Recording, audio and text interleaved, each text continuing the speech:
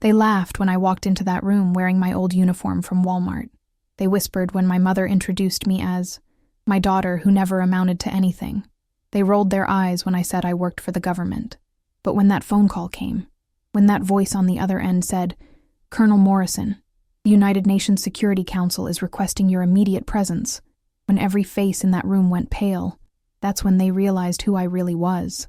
And that's when my mother learned that sometimes the biggest mistake is underestimating your own child. My name is Sarah Morrison, and for 28 years, I believed I was exactly what my mother told me I was, a mistake. If I hadn't gotten pregnant with you, I could have married Richard, she would say, stirring her coffee with that bitter expression she reserved just for me. I could have had the life I deserved. Richard was her college boyfriend, the one who became a successful lawyer, married a senator's daughter, and now lived in a mansion in Connecticut. The one who got away because, as she never let me forget, I happened. Growing up in our small apartment in Cleveland, Ohio, I learned to make myself invisible. While my mother worked as a secretary at the local courthouse, dreaming of the life she lost, I spent my afternoons at the public library, reading everything I could get my hands on. Books about faraway places, about heroes and adventures, about people who mattered. Because in that house, I was reminded daily that I didn't matter. "Sarah, why can't you be more like the Peterson girl? She's going to Yale," my mother would say during dinner, our TV trays balanced on our laps because we didn't have a proper dining table. "Sarah, look at this mess. No wonder no boys are interested in you. Sarah, what are you going to do with your life? Because I won't support you forever." When I turned 18, I made a decision that would change everything, though I didn't know it then.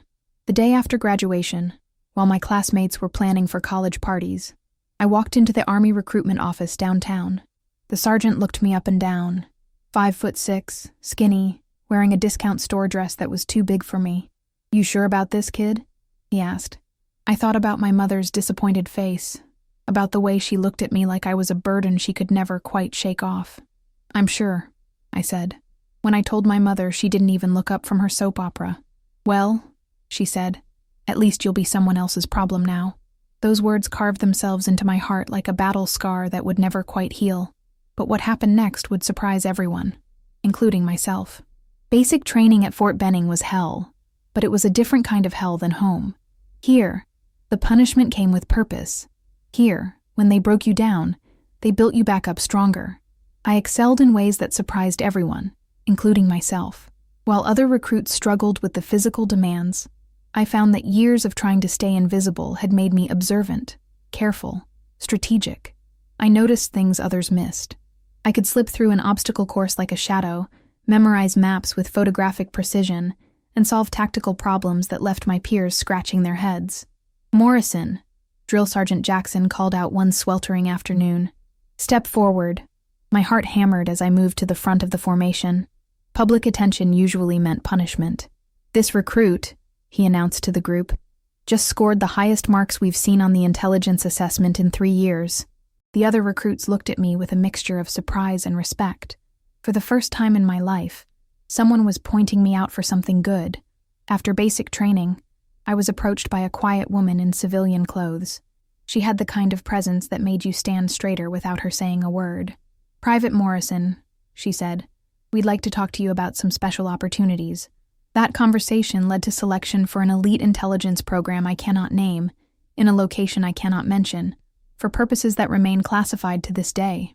What I can tell you is this: for the next 8 years, I became someone I never knew I could be. I learned languages that most people have never heard of. I studied geopolitical situations that could reshape nations. I developed skills that, if discovered, would either make me a hero or get me killed. But I was still that girl from Cleveland who wasn't supposed to matter, so I never told my mother. In her mind, I was just in the army somewhere, probably scrubbing toilets and marching in circles. During my rare visits home, she would introduce me to her friends the same way every time. "This is my daughter, Sarah. She's in the military because she couldn't get into college." I would smile and nod, wearing my simple dress uniform with only basic ribbons visible, the ones any soldier would have, the medals that really mattered, the commendations for operations that officially never happened. Those stayed locked away. "At least you have steady work," she would say, and her friends would give me those pitying looks reserved for people who settle for Good enough. If only they knew that good enough had taken me to places where nations hung in the balance, where a single decision I made could prevent or spark international incidents. But I couldn't tell them. I couldn't tell anyone. Then came the day that would change everything between us forever. The call came on a Tuesday morning in March. I was back in Cleveland, on leave, helping my mother prepare for her big birthday party. She was turning 55, and for weeks she'd been planning this elaborate celebration to show off for all her courthouse friends. "I want everyone to see that I've done well for myself," she kept saying, arranging flowers that cost more than my monthly housing allowance. Despite everything. Despite me, she meant. Despite the mistake that derailed her perfect life. The party was set for Saturday evening at the country club she'd been saving up to join for 3 years. She'd bought a designer dress, hired a photographer, even rented a string quartet. This was her moment to prove that Sarah Morrison's mother had made something of herself, even if Sarah hadn't. I was in the kitchen, wearing my civilian clothes, jeans and a simple blouse from Target, when my secure phone buzzed. The number made my blood run cold. This wasn't my regular contact. This was the number that only called when the world was about to shift on its axis. "Colonel Morrison," the voice said. Even after all these years, hearing my real rank still sent a shock through my system. In civilian life, I was just Sarah. But in the shadows where I actually worked, I was Colonel Sarah Morrison, one of the youngest officers ever to reach that rank in special operations. "Sir," I responded, stepping into the bathroom and turning on the faucet to mask our conversation. "We have a situation developing in Eastern Europe. The UN Security Council is convening an emergency session tomorrow morning. Your expertise on the Balkan situation is required. How quickly can you get to New York?" My mouth went dry. UN Security Council emergency sessions happened maybe twice a year, and only for situations that could literally reshape global politics. "Sir, I'm currently on leave. Colonel, I'm not asking about your leave status. I'm asking how quickly you can get to New York." Through the bathroom door, I could hear my mother on the phone with the caterers, stressed about flower arrangements and seating charts for a party that was supposed to prove her worth to a bunch of small-town courthouse clerks. "I can be there by tonight, sir." "Good. A car will pick you up in 2 hours. Bring your formal dress uniform. You'll be addressing the Security Council directly." The line went dead. I stared at myself in the bathroom mirror. In a few hours, I would be standing in the most powerful room in the world, advising world leaders on a crisis that could affect millions of lives. But right now, I looked like exactly what my mother always said I was, a disappointment in discount jeans. I walked back to the kitchen, where my mother was furiously scribbling notes about table settings. "Mom," I said quietly, "I have to go." She didn't look up from her list. "Go where?" "The party is in 4 days, Sarah. I need your help with the decorations. I have to report for duty. It's urgent." Now she looked up, and her expression was pure exasperation. "Sarah, for once in your life, could you think about someone other than yourself? This party is important to me. Can't you tell your little army friends that you have a family commitment?" My little army friends. If she only knew. "Mom, I'm sorry, but this isn't optional. It's always something with you, isn't it?" She threw her pen down on the counter. "First, you ruined my chance at a real life, and now you can't even help me with one party." The words hit me like they always did, but this time something was different. This time, I knew that in 6 hours, I would be the most important person in a room full of world leaders. This time, I knew that my opinion might prevent a war, but she didn't know that. She would never know that. "I'll try to make it back for the party," I said. She just shook her head and went back to her list, dismissing me like she had my entire life. 2 hours later, a black sedan with government plates pulled up to our apartment building. The driver was a man I recognized from previous operations, the kind of person who existed in the shadows and asked no questions. As we drove away, I watched my childhood neighborhood disappear in the rearview mirror, and I wondered if this was the last time I would ever be just Sarah the disappointment. I had no idea how right I was. What happened next still feels like a dream sometimes. The UN headquarters building rose before me like a monument to human ambition, its glass and steel gleaming against the New York skyline. I had been here before, but always in the background, always as an advisor to an advisor, always invisible. Today was different. I was escorted through security checkpoints that most people never see, down corridors where the carpet costs more than most people's annual salary, past meeting rooms where the future of nations is decided over coffee and carefully worded statements. My dress uniform felt foreign after so many years of blending in. The ribbons and medals that adorned my chest told a story of service that my own mother had never heard. The silver eagles on my shoulders marked a rank that I'd earned through missions I could never discuss. "Colonel Morrison," my escort said as we approached a set of imposing oak doors, "the Security Council is already in session. You'll be presenting the intelligence briefing on the developing situation in the Balkans." Through the doors, I could see them, the representatives of the world's most powerful nations, seated around a curved table that had witnessed decades of history-making decisions. The Secretary General himself was presiding, his presence commanding even in this room full of ambassadors and world leaders. "They're ready for you, Colonel." I straightened my uniform, took a deep breath, and walked into the room where wars are prevented and peace is brokered. "Ladies and gentlemen," the Secretary General announced, "Colonel Sarah Morrison, United States Army Special Operations, our lead intelligence analyst on Balkan affairs." The room fell silent as I approached the podium. These were people who commanded armies, who controlled the fates of millions, who held the power to reshape the world with their words. And they were all looking at me, the mistake from Cleveland, who couldn't even help her mother plan a birthday party. "Mr. Secretary General, distinguished representatives," I began, my voice steady, despite the enormity of the moment. "The situation we're facing in Eastern Europe represents the most significant threat to regional stability since the conflicts of the 1990s. For the next 45 minutes, I briefed the most powerful people in the world on intelligence that could prevent or precipitate an international crisis. I answered questions from ambassadors, provided strategic recommendations to military leaders, and offered assessments that would influence policies affecting millions of lives. When I finished, the room erupted in discussions in dozens of languages. The French representative was on his phone with Paris. The British ambassador was furiously typing notes. The Russian delegate was engaged in heated conversation with his aide. The Secretary General approached me as the session recessed. "Colonel Morrison," he said, extending his hand, "exceptional work. Your analysis may have just prevented a humanitarian catastrophe. May have prevented a humanitarian catastrophe." I thought about my mother, probably at home right now, worrying about whether the flowers would arrive on time for her party, worried about impressing people who would forget her name by next week, while I was here, preventing catastrophes. The emergency session lasted 3 days. 3 days of classified briefings, strategic planning sessions, and diplomatic negotiations that would reshape international policy for years to come.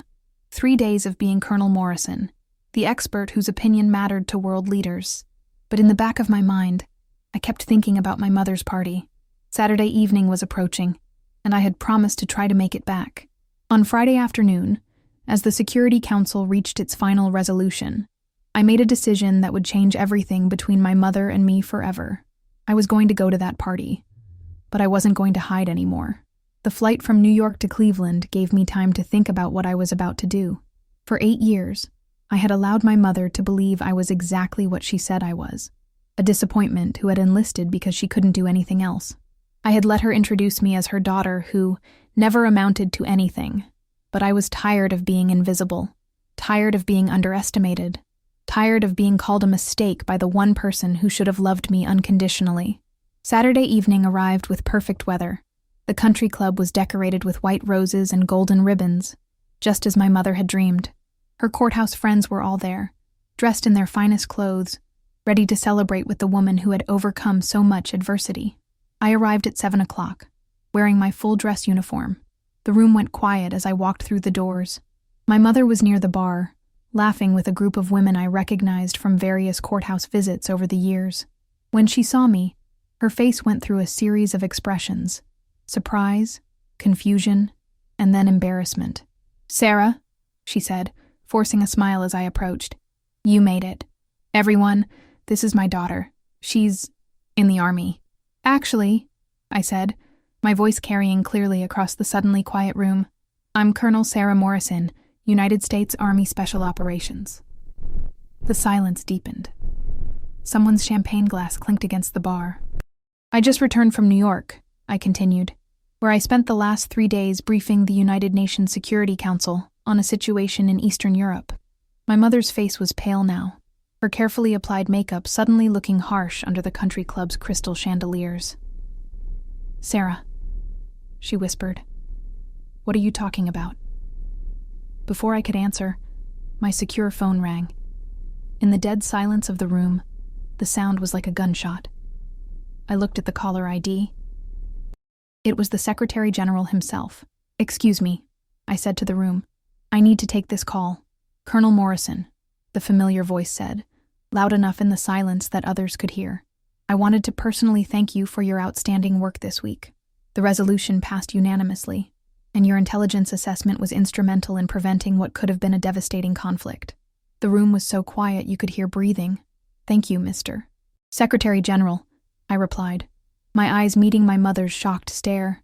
"Colonel, we'll need you back in Washington next week for the follow-up briefings, but please take the weekend to rest.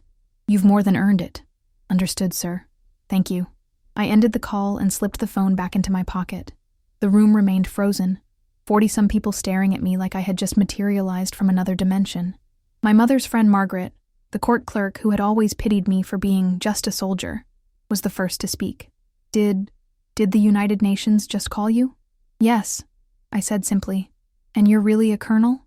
This from Janet, who had spent the last 5 years telling my mother how sorry she felt that I had limited myself by joining the military. "Yes." My mother was staring at me like she was seeing me for the first time in her life. Her mouth was open, but no words were coming out. "Mom," I said gently, "can we talk privately?" She nodded numbly and led me out to the country club's garden, where fairy lights twinkled like stars among the rose bushes she had spent weeks planning. "Sarah," she whispered, "I don't understand. You're a colonel? You work with the United Nations?" "I have for years, Mom. I've been involved in operations I can't discuss, in places I can't name, doing work that—" I paused, trying to find words that wouldn't violate security clearances. "That matters on a global scale. But you never told me. You let me think. I let you think what you wanted to think, because telling you would have meant explaining things I'm not allowed to explain." She sank onto a garden bench, her designer dress spreading around her like the petals of an expensive flower. "All these years," she said, "I've been telling people that I was a mistake, that I ruined your life, that I never amounted to anything." The words hung in the air between us like an indictment. "Sarah, she started, then stopped. "I didn't know. You didn't want to know. You were so invested in the story of how I destroyed your perfect life that you never bothered to learn who I actually became." Tears were running down her cheeks now, cutting tracks through her carefully applied makeup. "When Richard's wife called me last week," she whispered, "she told me their daughter just made captain in the Air Force. She was so proud, and I thought about you, and I felt ashamed, because I thought my daughter was just what, Mom? Just ordinary. Just someone who took the easy way out." I sat down beside her on the bench, my medals catching the light from the fairy lights overhead. "Mom, I've never taken the easy way out in my life. Every single day, I've had to prove myself to people who underestimated me. Every single mission, I've had to be better than everyone around me just to be considered equal. And the hardest part wasn't the training, or the danger, or the pressure." I looked at her, this woman who had shaped my entire sense of self-worth with her disappointment. "The hardest part was coming home to you and pretending that none of it mattered. Pretending that I was exactly the failure you needed me to be to justify your own choices." She was crying harder now, her shoulders shaking. "I'm sorry," she whispered. "I'm so sorry, Sarah. I was angry and bitter, and I took it out on you for 28 years. I know. Can you forgive me?" I looked at this woman who had called me a mistake for most of my life, who had introduced me to her friends as someone who never amounted to anything, who had been more concerned about flower arrangements than the fact that her daughter was preventing international incidents. "I can forgive you, Mom, but I need you to understand something." She looked up at me, mascara streaked across her cheeks. "I was never your mistake. Your mistake was not seeing who I really was." 6 months later, I received a package in the mail at my new posting in Washington, D.C. Inside was a newspaper clipping from the Cleveland Plain Dealer. The headline read, "Local Woman's Daughter, Honored by State Department for Distinguished Service." The article included a photo of me receiving a commendation from the Secretary of State, along with a quote from my mother. "I have always been proud of my daughter Sarah. She has dedicated her life to serving others and protecting our country. I couldn't be more honored to be her mother. Along with the clipping was a handwritten note. Sarah, I've spent the last 6 months learning about the military, about special operations, about the kind of work you do. I've read everything I could find. I know I can never fully understand what you've sacrificed or accomplished, but I want you to know that I'm trying to. I'm proud of you. I've always been proud of you. I was just too broken to see it. Love, Mom. I kept that note in my desk drawer for years, next to my security clearance documents and classified briefing materials. Sometimes, when the weight of keeping secrets became too heavy, when the loneliness of living a hidden life became overwhelming, I would read it and remember that being underestimated isn't the worst thing that can happen to you. The worst thing is underestimating yourself. Today, I'm a general. I've briefed 3 presidents, advised NATO commanders, and helped shape policies that have prevented conflicts most people will never know about. I've received commendations from allies around the world and been trusted with secrets that could change the balance of global power. But the moment I'm most proud of happened in a country club garden in Cleveland, Ohio, when I finally stopped hiding from a woman who called me a mistake. Because sometimes, the greatest victory isn't preventing a war or saving lives on an international scale. Sometimes the greatest victory is simply refusing to let someone else define your worth. My mother was wrong about many things, but she was right about one. I did change her life. I just did it in a way she never expected. And for a girl who was told she was a mistake, that makes all the difference in the world. You know, sharing this story with you wasn't easy. Reliving those moments when I felt worthless, when I believed I was truly a mistake, it brought back so much pain. But if my story helped just one person realize their worth, if it showed someone that being underestimated doesn't define you, then every difficult moment was worth it. Here's the thing. I notice that most people listen to these stories, feel something deep inside, but then they just move on. They don't hit that subscribe button. And honestly, that little click is the only way stories like mine reach the people who need them most. It's free. It takes 2 seconds, but it means everything to someone out there who's being called a mistake right now, who's being told they'll never amount to anything. So if this story touched your heart, if it reminded you that your worth isn't determined by other people's opinions, please subscribe. Help me reach that person who needs to hear that they matter. Because sometimes one story can change everything. And maybe, just maybe, yours is next.